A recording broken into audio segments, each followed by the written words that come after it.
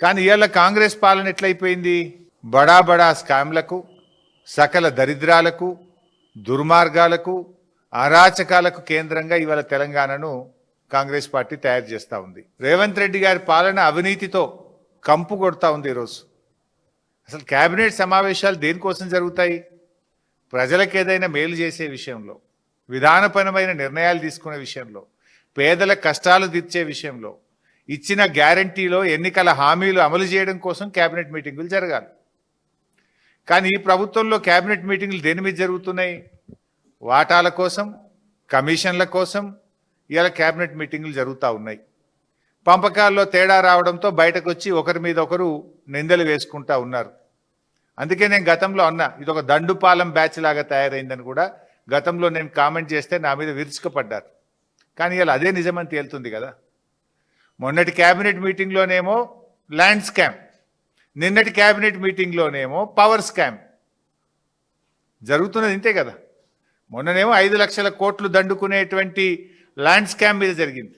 Of course నిన్న cabinet meeting అయినాక కూడా బయటకు వచ్చి ఏం మాట్లాడినరు?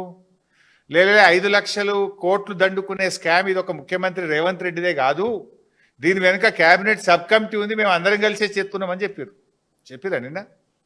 ఇది ఒక రేవంత్ రెడ్డి ఆలోచన కాదు, క్యాబినెట్ సబ్ కమిటీ మా అందరి ఉంది, దీన్ని వెనుక మేము అంతా కలిసే ఉన్నాం, కలిసే చేస్తున్నాం అనే మాట చెప్పకనే చెప్పిండ్రు నిన్న క్యాబినెట్.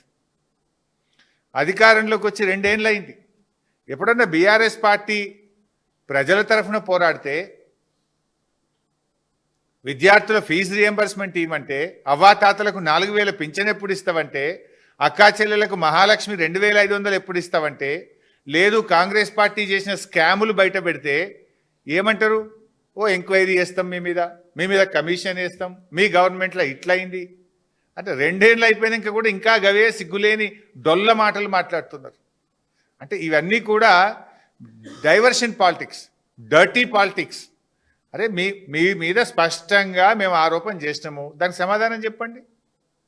మీరు వెనకటి ఇట్లా చేసిండ్రు, మీరు అట్లా చేసిండ్రు, మీ మీద ఈ ఎంక్వైరీ చేస్తాం, మీ మీద కమిషన్ వేస్తాం, మిమ్మల్ని లోపలేస్తాం, ఇదే ముచ్చట్నా? ఇంకా ఇవాళ ప్రజాధనాన్ని కొల్లగొడుతున్నారు. ప్రజలు ఈ రాష్ట్ర ఖజానాకు వచ్చే డబ్బులు కాంగ్రెస్ పార్టీ జేబుల్లోకి పోతున్నాయని ఒక ల్యాండ్ స్కామ్ బయట పెట్టినాం. దాన్ని ఎందుకు సూటిగా సమాధానం చెప్పరు మీరు? ఇప్పుడు మొన్నటి క్యాబినెట్లోనేమో భూ స్కామ్ మీద మీటింగ్ జరిగింది, నిన్నటి క్యాబినెట్ మీటింగ్లో పవర్ స్కామ్ మీద మీటింగ్ జరిగింది.